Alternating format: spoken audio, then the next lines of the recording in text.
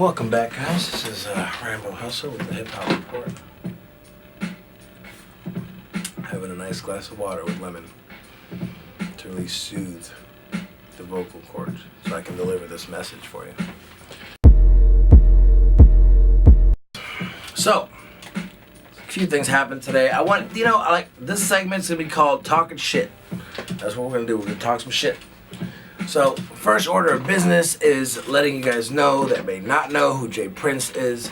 Jay Prince is one of the owners, CEO, or he's business and musically involved with some legendary groups from back in the day, from Houston all the way up to Chicago, from the Ghetto Boys, Scarface, Bushwick Bill, Zero, and all the way up to Chicago with Do or Die, Twista, and some of these, those late 80s, 90s rap groups. Some of the really classic material. I mean, records like Picture This. You really stamped my musical background when I moved to the Midwest. And honestly, even when I lived out in Georgia, when Bone Thugs and Harmony was coming out with the double and triple time flows and shit, Do or Die was definitely a big influence for me when I got to Indiana, from with their music with Twista, Mob Stability, Adrenaline Rush. All those albums are really big for my musical background.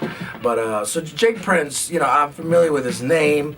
I know he was involved with Ghetto Boys as well, which was even before then. Scarface also being one of my favorite rappers of all time. I was born in Houston, so I did have that kind of tie-in when I was really looking for what music I was going to be into when I discovered hip-hop and whatnot. But nonetheless, so for those of you guys who don't know, basically Jay Prince is a industry mogul, CEO, mover, shaker, chess piece, adjuster, probably some other things in the street world where, he definitely has a lot of pull, a lot of power. Reminds me a lot of what Top Dog is to TDE in the West Coast, essentially. So again, like I said, he also had some ties in Chicago, which made him kind of really expand his empire and really build what is now who Jay Prince is, known by and respected. Now in the past, he's also had some issues with Drake, Cash Money, Lil Wayne. But of course, he's somehow or some way tied in with Drake and seems to have, some sort of percentage, invested into the Drake brand, which, let's be honest, it's a multi-billion dollar brand at this point. And shit, if you gave me 0.5% of the Drake brand, I would be calling Pusha myself and being like, hey man, squash it. And I would be telling Drake it's not worth it. But let's be honest, the reason why it's not worth it for him, it's not because he has a record in his back pocket that is so incredibly hot that is going to destroy Pusha. And I guess that brings me back to my other point. We don't want you going at Kanye. We don't care about you and Kanye, Drake. The fact is, he influenced your music, and he still is making music that is relevant and has progressed into his self. Let's be honest, the Ye album is not for the old hip-hop heads. It's not for the young drug heads. The Kanye album is for transcending art-inclined individuals or family individuals that are looking for music that sounds a little bit more universal and connects with them emotionally more so than on their bass or their car speakers or the 808s are hitting. Whatever the case is, that's not what this Ye album is about. But it's neither here nor there. And the fact is, we don't want Drake going at anybody but Pusha. Anything besides, and we don't want Wayne to be in it because you and Nicki always try to throw them into the mix to justify how popular and big the song can be. And listen, we've been down that road before. We don't really want to go down there again. So let's just skip all that extra shit and just get to the bars or just get to the album. We want a release date or we want a record. I don't think you have to have a record, but you definitely need a release date sometime. Come on, light skin. We gotta get that shit rolling. Anyways, I probably shouldn't have said that in a country accent because I look white to some of you.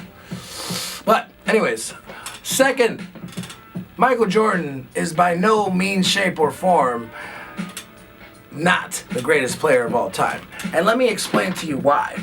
We do not MJ is not MJ because of his skill. The skill level of LeBron and Michael Jordan is at a level that is really uncomputable. For their, there's no way to compare them because their generations were so different. The game, the players, everything was so, there's no way to compare the numbers.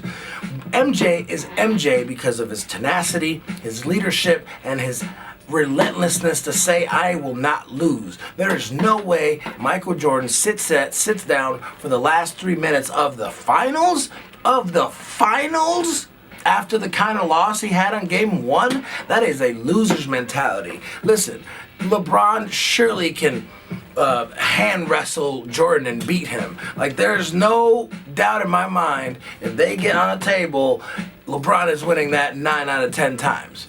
And I'm giving Jordan one because he's Jordan. 30 down, Jordan is going to be in the game trying to at least savor the flavor of a loss where he came back and scored who knows how many points, steals, and highlight reels to make sure that his team looked A1 in competition at the highest level. LeBron is missing a backbone. LeBron is the Drake of the NBA, okay? Don't get that misconstrued. I'm not saying he's not great. I'm not saying Drake isn't great. They both have their skills. They both have the things that they specialize in and are like entertainers for. These are the things that we want them to do. LeBron, no backbone. Drake, well, Drake's not he's not a loser. Well, he wasn't a loser.